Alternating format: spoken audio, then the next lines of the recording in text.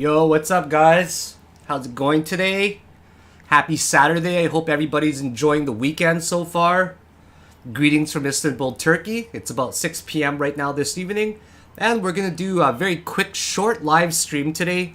I really didn't want to live stream today, but I want to be consistent with myself and do it every single day for the rest of my life.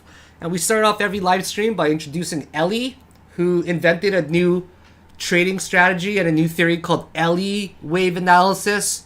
It's a theory that focuses only on corrective waves.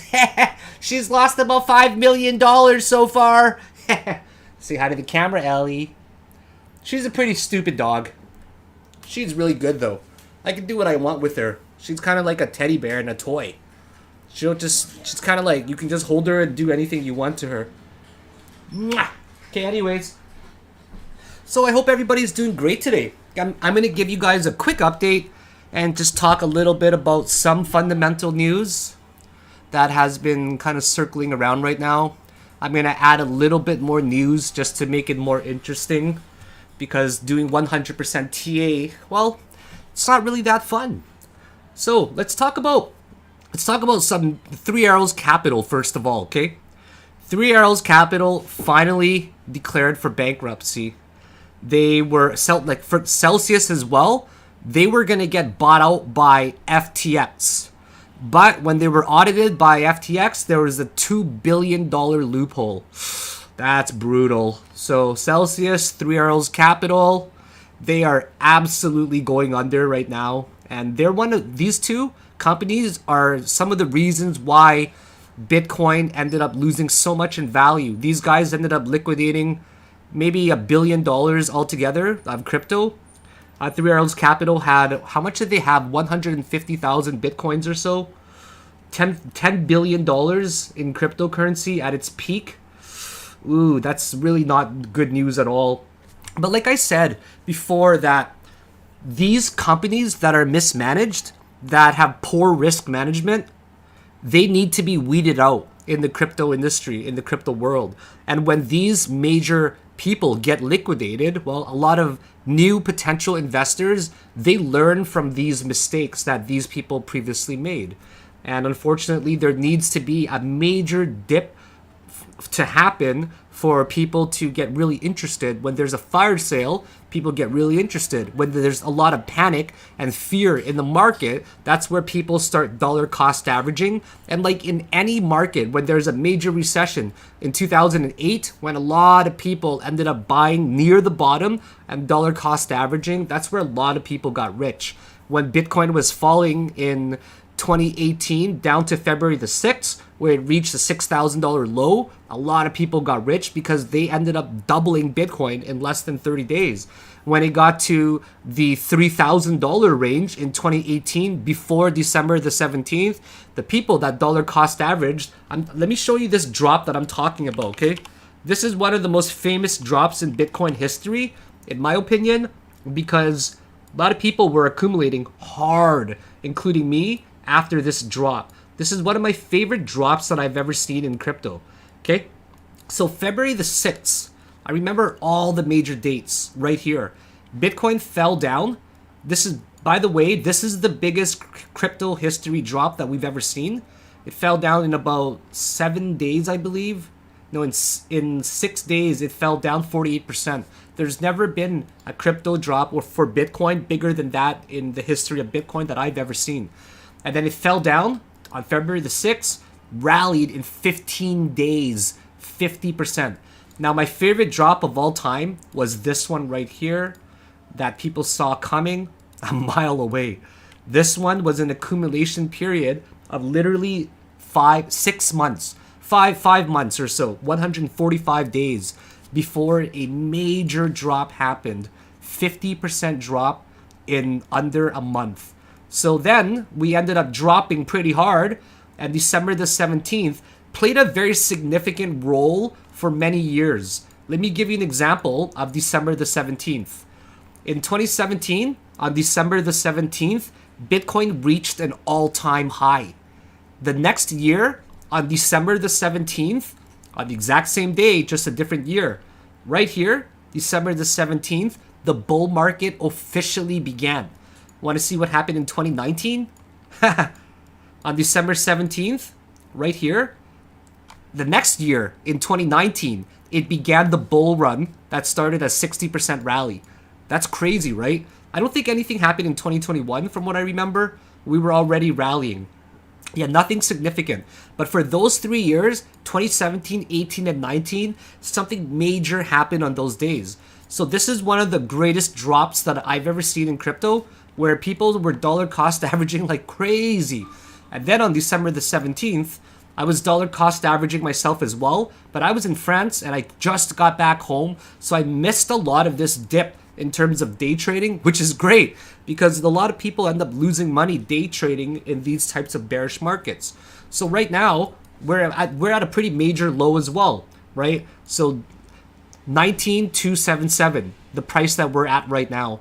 These major companies like Three Arrows Capital, Celsius Network, when they get liquidated, these major drops need to happen in order for new investors to get interested and learn from them. And especially once it gets regulated, once it gains more mainstream media, there would be no doubt in my mind that crypto is going to blow up. I think that there's been some major bull runs in the market. Starting from, for example, 2017, we saw one big bull run.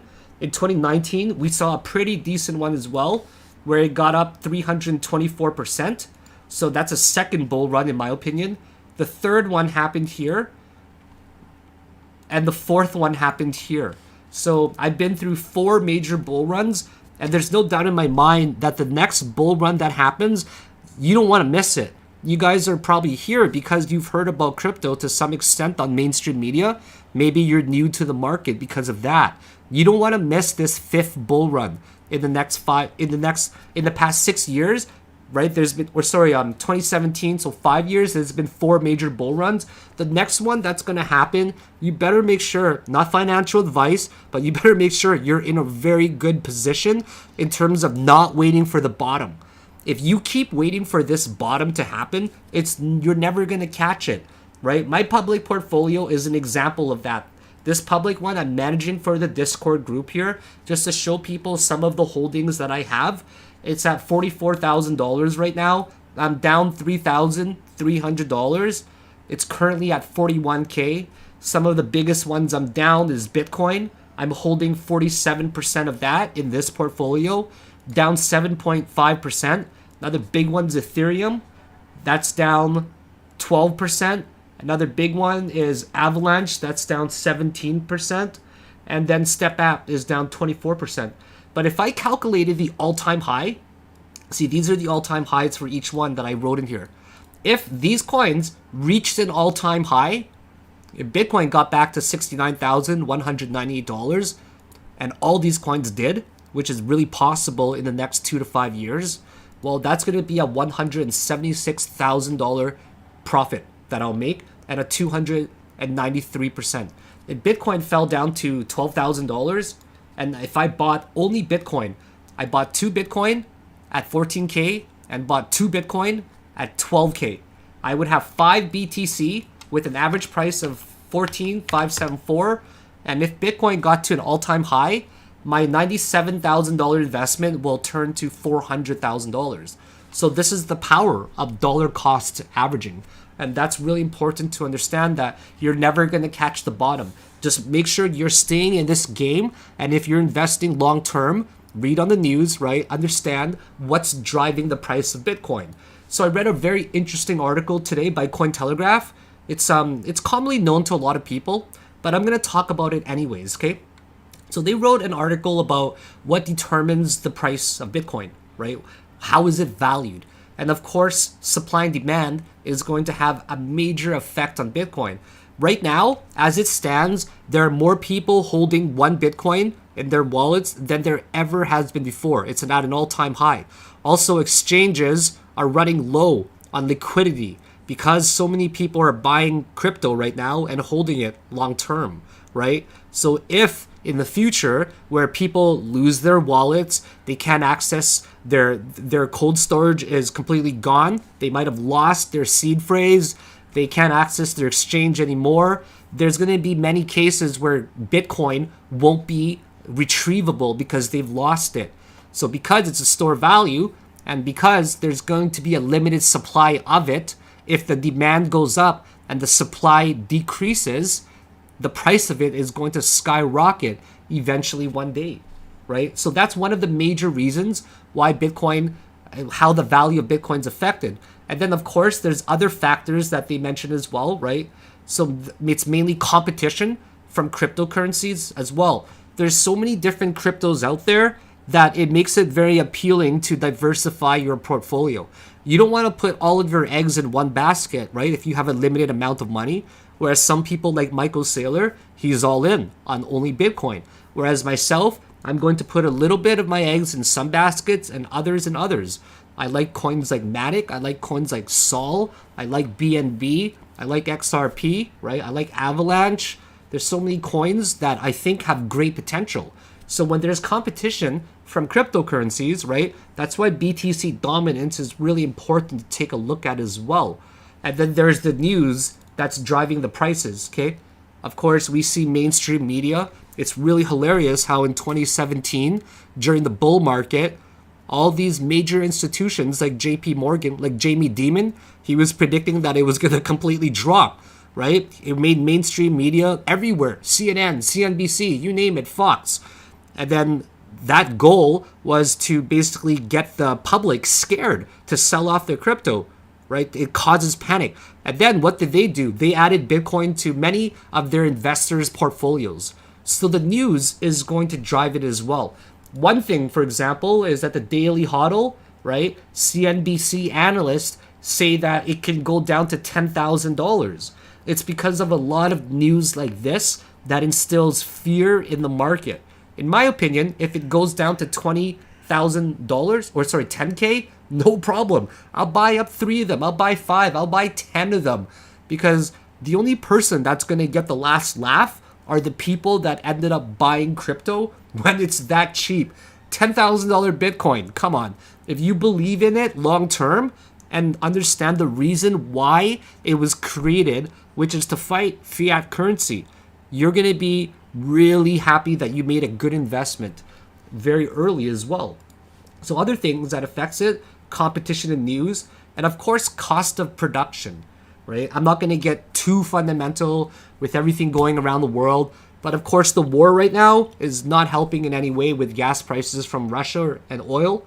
That's having a direct impact on mining as well.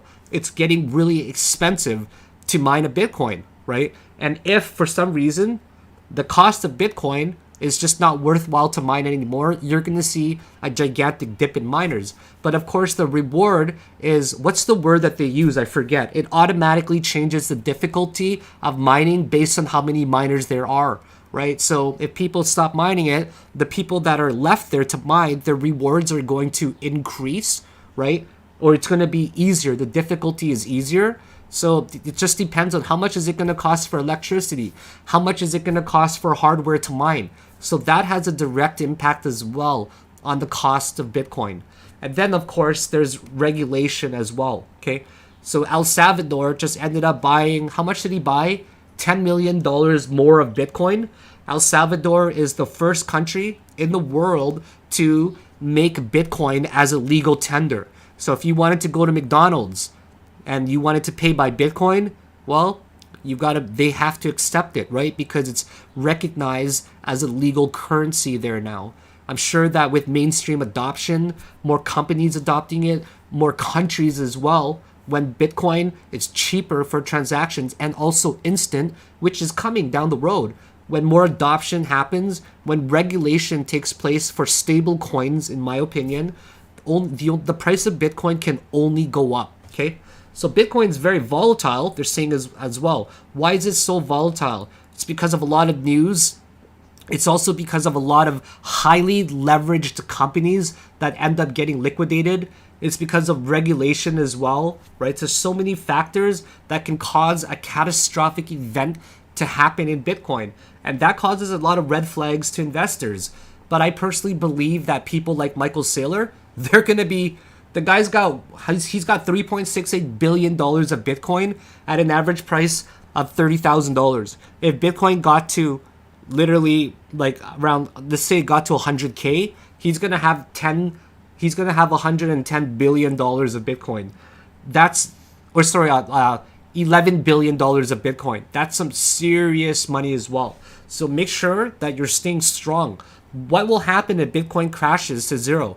I don't think that that could actually happen based on the adoption rate, right? The adoption rate of Bitcoin that they say is somewhere in between the adoption rate of the internet and a cell phone. Okay, so somewhere between there. Cell phones have been adopted much, much faster than anything that's ever been invented. Faster than when the dot-com age was actually booming. I just don't think it could actually happen that Bitcoin could go to zero. It's too strong right now in terms of impacting the world and having a real life solution. So that's my thoughts on just want to talk a little bit about that. In terms of Bitcoin on a technical analysis level, there's no signs of it slowing down yet. We are slowly bleeding away on a higher time frame. The weekly chart is finishing in about tomorrow, 36 hours or so. We're still bleeding away. Histogram's going down. MACD is on a tear down. RSI is still going to the low side. It's the lowest RSI that we've ever seen in Bitcoin since 2012. So this is why that's completely false username. KuCoin is not bankrupt. The CEO of KuCoin came forward and said that those are false allegations, completely false.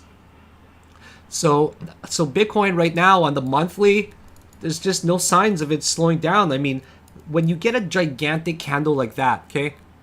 This, I don't even know what it's called. Just a huge red candle that's dropped this much in value. You can expect it to probably get down lower. I would love to see 14K, to be honest, like right there. If it gets there, you can bet on the fact that I'll probably buy over 10 to 15 Bitcoins and then just hold it. And I'll just be laughing in about 2-3 years, right? So right now on the 4-day, still going down. We're ticking up, 1, 2, 3 ticks up, but it doesn't look like we're actually going to the upside, right? The 2-day MACD is getting very close to going to the upside, but the daily is showing that it's losing steam. So if the daily starts getting bearish, all these higher time frames are going to get bearish as well. When you take a look at it on a log scale, okay, right here, we're not really that far away from 14K, are we?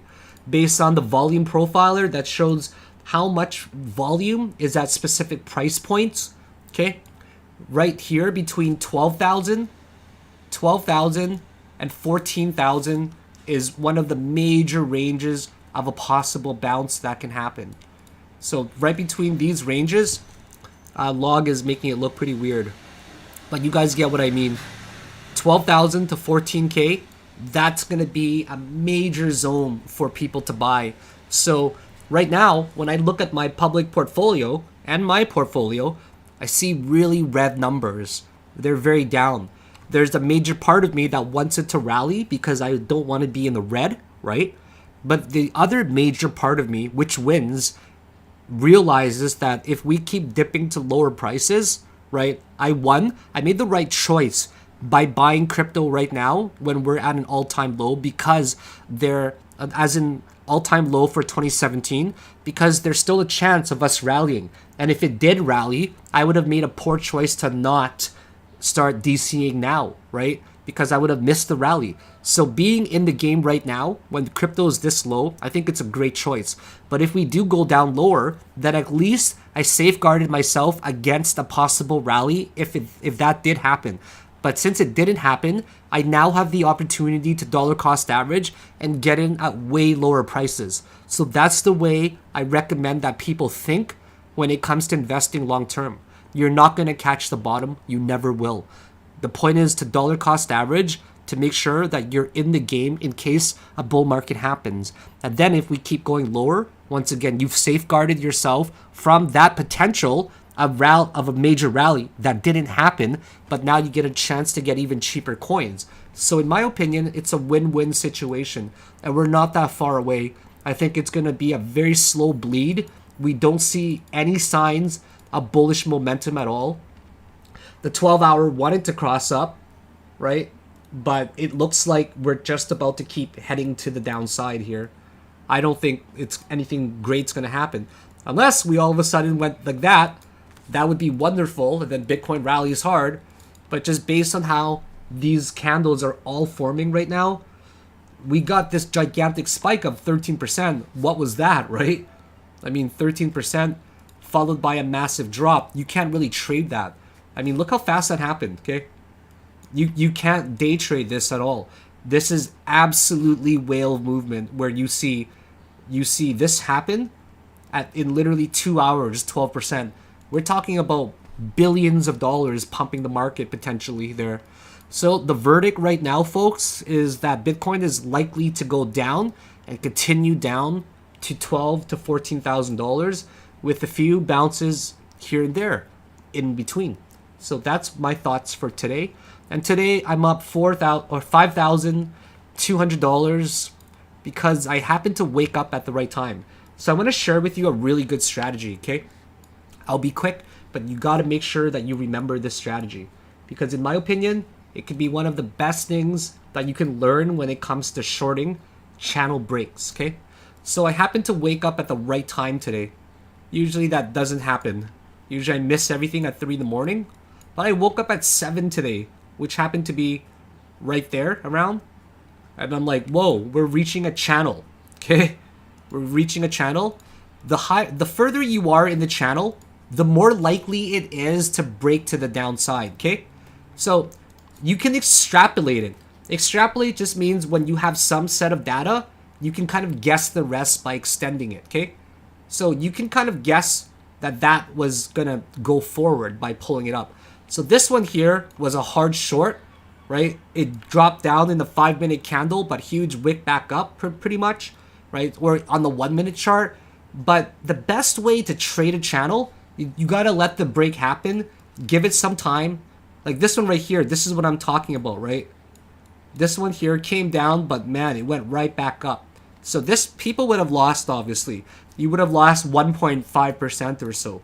As you get further into the channel, it is more likely to break down, especially when you see a rejection wick of 12%. So I missed the majority of this, okay? But I made, I think, $12,000 in the past 4 days or 3 days on the RLC. It's my top gainer in the past 10 days. In the past 10 days, I'm up $24,000 day trading, which I'll post tomorrow, my P&L, when today's updates. So when this break is going to happen, you basically take a chance and short it, right? But you have to wait, okay? If you enter this right here, what you must do is you must set a stop loss back into the channel. Okay, you cannot put a stop loss right here or right on the actual channel. You have to allocate a stop loss slightly above the channel for reasons of a wick going to the upside, okay? That's really important. Let me just draw this a little bit better. I don't think that one is adequate the way I drew it, okay? This one's a little bit better. There we go. Perfect. So then once that drops to the downside, okay? Once it breaks to the downside, you must acknowledge, you got to plan ahead and say to yourself, where is the next resistance, okay? I'm going to actually bar replay this just to make it easier. So where's the next support, right? And then if you take a look over here on the 15-minute chart, you can see that right here had a lot of reasons to reject going up at first that eventually broke to the upside. Do you see that? And it actually was a resistance for about 5.5 hours. And then we broke up, maybe even a little bit lower. I'd say right around here. Then we broke up, right? Hit the resistance of the channel, came down, fell below, but boom, went right back up. So because of these 3 regions that held as a resistance for 5 hours, that would most likely be the first bounce. So I took a short position on the break. I set my stop loss slightly above in the channel, and I targeted the previous resistance that's now a support. And that was my first $3,000 win, or $3,200 win. It was a really, really good one. So then the next one that I took, right, and then it bounced upwards. Perfect. It bounced upwards very nicely. And the cool thing is this massive wick, right, it rejected about 1.5% to 2% there, 1.22% on a 1 minute candle. And it rejected going back up to the channel. So you must recognize that. Recognize that it tried to get back into the bullish channel zone, but it got rejected.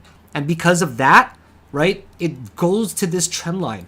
So this is the first trend line break that I took. And then now you see another trend line that formed over an hour. This whole month has been all about trend lines, and that's what I've been specializing in lately. Let the trend line run. The bigger of a trend line that you see, the more likely it's going to have a crazy drop or a rally if it breaks to the upside. So as soon as it dropped right here, what I did was I shorted it, and then I targeted the bottom here again, right? So the reason why I targeted here instead of lower, right, is because of these reasons, and I'll tell you why. The reason I targeted the white line again is because I didn't want to take a chance of it going up there and bouncing, because it's possible. It's possible that it could have just completely bounced up there. So here I took 3,200. Here I took 2,000. So I closed my position right there.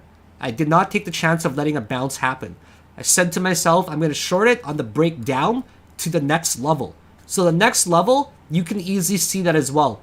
Zooming out, you can see the next level are these particular lows. So whenever you see a break, play it in a zone. Look for the next support or resistance that it's likely to hit based on the previous resistances or supports that you've seen, okay? But instead of going all the way up there, right, it didn't go up there, it broke down. But I didn't bother shorting it because I ended up cooling down my account already. On a Saturday, I wanted to force myself to take a day off. I was up $5,200 already. I want to spend time with my stupid dog Ellie and my beautiful fiance Uraz, right? So I just forced myself to cool down my account, and I didn't bother shorting it. But if you followed my strategy of taking a profit there, seeing if it's going to go up, and if it did, you see the reaction to enter another short. But because that didn't happen, you took profit here, you minimized your risk of a possible bounce, and then what you do is you enter on a short there, and then you target again on the next low that you see. That's how you play these types of trend lines. These are crazy strategies that I'm telling you guys that are really easy, and they make me a shit ton of money. They are so easy to look for when you see these massive trend lines, okay? So that's how I was able to make $5,200 today. I made 5% on $100,000. Each position was 100K. But keep in mind, I've been building my account for years, right? If you're making 1 to 5% a day in 3 months, your account's going to be huge if you keep compounding those interest profits of yours, right? So I think I'm going to end the video here. It's been about 30 minutes already. I gotta walk my dog and start making some supper tonight. I really hope as well, Todd Rhodes, that we end up getting to 10K. That'd be great. So I just want to thank you guys for joining me on a lovely Saturday. Thank you very much for always joining me. Make sure you guys are liking the video, hit the subscribe button and the notification. And another thing that we have is make sure if you guys are still interested in this, make sure you're signing up, okay? I've got a few copies of this left. I've got a Canada Day sale, which is good for a year of my Discord. It comes with my Course version 2.0 book, and it comes with my full Course version 2.0. It's a very limited copy of it that I have. The books are just awesome. It's a second edition, so it's pretty well edited. I would highly recommend to invest in yourself. I don't want to show my courses all day and stuff, but I do believe that I'm a trader that can definitely enhance your skills and teach you a few tricks. So anyways, thank you very much for joining me and have yourself a great night. See you next time.